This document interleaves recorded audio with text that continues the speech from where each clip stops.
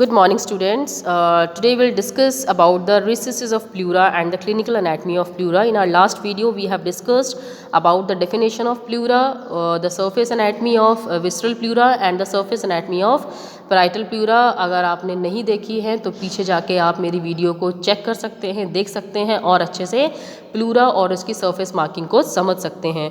तो आज हम रिसेसिस के बारे में पढ़ेंगे। प्लूरा की रिसेसिस कितनी होती हैं? तो दो तरह की रिसेसिस होती हैं प्लूरा में। एक होती है कोस्टो मीडियास्टाइनल रिसेस और दूसरी होती है costodiaphragmatic recess. Remember I am saying costomediastinal recess and costodiaphragmatic recess. There are two types of recesses but their number is 3. There are 3 recesses. Actually, what are recesses?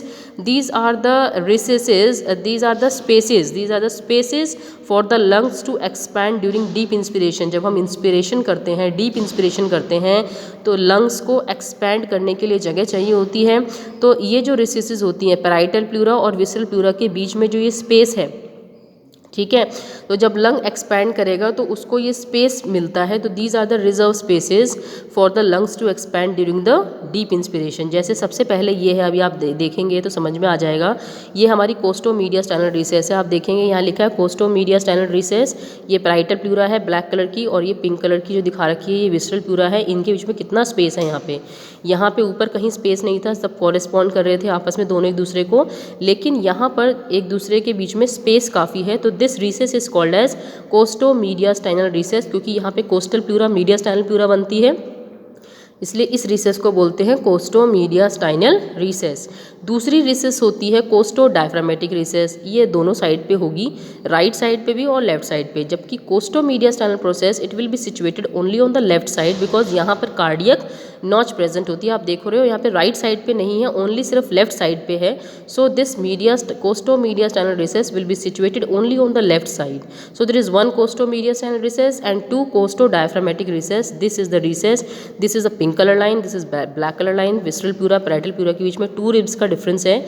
ये जो gap है इसे बोलते हैं costo diaphragmatic recess. ऐसे ही right side पे और left side पे दोनों साइड पे है ये।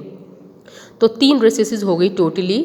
One is costodiaphragmatic costomediastinal recess and 2 are the costodiaphragmatic recess. Okay, तो चलिए ये रिसेसेस हो गई। उसके बाद हम इसकी नर्व सप्लाई देखेंगे। नर्व सप्लाई में जो पैराइटल प्लूरा है, parietal pleura is supplied by somatic nerves. जो हमारी वॉलेंट्री मसल्स होती हैं उनको जो नर्व सप्लाई मिलती है उन्हें हम सोमैटिक नर्व सप्लाई बोलते हैं बिकॉज वॉलेंट्री मसल्स हमारे कंट्रोल में होती हैं। तो this parietal pleura is supplied by somatic nerves. कौन कौन सी सोमैटिक नर्व्स हैं? Intercostal nerves and phrenic nerves. इसीलिए जो पैराइटल प्लूरा है वो पेन सेंसिटिव होती है क्योंकि ये हमारे कंट्रोल में होती है ना सोमैटिक नर्व्स, वॉलेंट्री मसल्स। इनको जो नर्व सप्लाई होती है उन्हें सोमैटिक नर्व्स बोलते हैं और जो पैराइटल प्लूरा है उसको भी सोमैटिक नर्व सप्लाई कर रही है। इंटरकोस्टल नर्व्स और फ्रेनिक नर्व ये दोनों सोमैटिक नर्व्स हैं। That's why this parietal pleura is pain sensitive, whereas pulmonary pleura is having the autonomic nerve supply, means sympathetic and parasympathetic nerve supply, which is not under our control. And this sympathetic nerve supply is derived from 2nd to 5th sympathetic ganglia, while parasympathetic nerve supply is derived from the vagus nerve. So that is why it has a autonomic nerve supply. So it is pain insensitive. It is not pain sensitive. Okay, now next comes the blood supply. The parietal pleura, it is having the blood supply by intercostal, internal thoracic and musculophrenic arteries, and the venous drainage will be into aegis vein and internal thoracic veins. And again the pulmonary pleura has different blood supply, it means it is supplied by the bronchial arteries and the venous drainage will be into the bronchial veins just like lung. So there is a different blood supply of both the pleuras. Now next comes to the clinical anatomy. This is really very important. It is you can write it in your clinical anatomy of pleura topic, or whenever you can also write it in the clinical anatomy of lungs also. So both topics it will cover. So first of all is paracentesis thoracis. So before discussing the paracentesis thoracis, I'll tell you about the pleural effusion. Normally there is a space between the parietal and the visceral layer of the pleura, which is called as pleural cavity. Parietal pleura और visceral pleura के बीच में space present होता है, उसे हम pleural cavity बोलते हैं। और उसके अंदर कुछ सीरस फ्लूइड प्रेजेंट होता है, little amount of serous fluid is present which is called as a pleural fluid. But when this fluid increases in amount then that condition is called as pleural effusion. It may be due to any infection or some other cause. So pleural effusion is the collection of the fluid in the pleural cavity, and the procedure to remove that pleural fluid, extra amount of pleural fluid, is called as paracentesis thoracis. So aspiration of any fluid from the pleural cavity is called as paracentesis thoracis. And where it is usually done? It is usually done in the 8th intercostal space in the mid axillary line. The needle is passed through the lower part of the space to avoid injury to the principal neurovascular bundle. Needle को हम कहाँ से पास करेंगे? 8th intercostal space से. Like ये 8th intercostal space हमारी 8th और 9th rib के बीच में प्रेजेंट होगा. ये हमारा 8th इंटरकोस्टल स्पेस है. इसके लोअर पार्ट से कहाँ पे? Mid axillary. ये तो पूरा 8th इंटरकोस्टल स्पेस तो ये पूरा है. इसमें कहाँ पे करेंगे पास? मिड एक्सिलरी लाइन में, यहाँ पे, और इसमें भी नीचे से पास करेंगे, यहाँ से पास करेंगे through the lower part of this space, ताकि हमारी जो न्यूरोवास्कुलर बंडल है इंपॉर्टेंट, यहाँ से पास करेंगे, इंपॉर्टेंट न्यूरोवास्कुलर बंडल है वो डैमेज ना हो. ठीक है. So aspiration of any fluid from the pleural cavity is called as paracentesis thoracis. It is usually done from the 8th intercostal space. The needle is pass through lower part of this 8th intercostal space to avoid injury to the principal neurovascular bundle. Now the next important clinical point is the important clinical terms which are associated with pleura or the lung. So these conditions are, first is pleurisy. The pleurisy means inflammation of pleura. pleura की inflammation को हम pleurisy कहते हैं. ये dry भी हो सकती है और ये wet भी हो सकती है. जो dry है, जो वेट है, उसको हम प्लूरल इफ्यूजन बोलते हैं, और जो ड्राई होती है वो बहुत पेनफुल होती है, क्योंकि जब इंस्पिरेशन करते हैं तो जो दोनों लेयर्स होती हैं पैराइटल प्लूरा और विसरल प्लूरा के बीच में जो प्लूरल फ्लूइड सिचुएटेड होता है वो उन दोनों के बीच में फ्रिक्शन को रिड्यूस करने का काम करता है. लेकिन जब ड्राई प्लूरिजी होती है इन्फ्लेमेशन की वजह से, तो वो फ्लूइड जो होता है वो सूख जाता है, जिसकी वजह से जब इंस्पिरेशन करेंगे तो दोनों लेयर्स के बीच में फ्रिक्शन होगा, and that will be very painful. So dry pleurisy is more painful because during inspiration both layers comes in contact and there is friction in between them.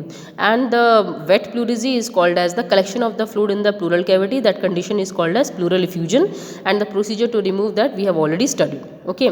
The next important clinical point is the pneumothorax. The presence of air in the pleural cavity is called as pneumothorax.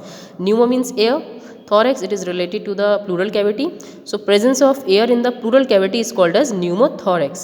Hemothorax, presence of blood. Hemo means blood. So presence of blood in the pleural cavity is called as hemothorax. The next important clinical point is hydropneumothorax. Hydro means fluid, pneumo means air. So presence of both fluid and air in the pleural cavity is called as hydropneumothorax. Now next is empyema, the presence of pus in the pleural cavity. It is called as empyema. So these are important clinical terms like pleurisy, pneumothorax, hemothorax, hydropneumothorax and empyema. These are some important clinical terms which are used in a clinical practice when we are in association with pleura or the lung. ठीक है. सो इसमें pleural effusion बहुत important है, paracentesis thoracis important है. These clinical terms are really very important.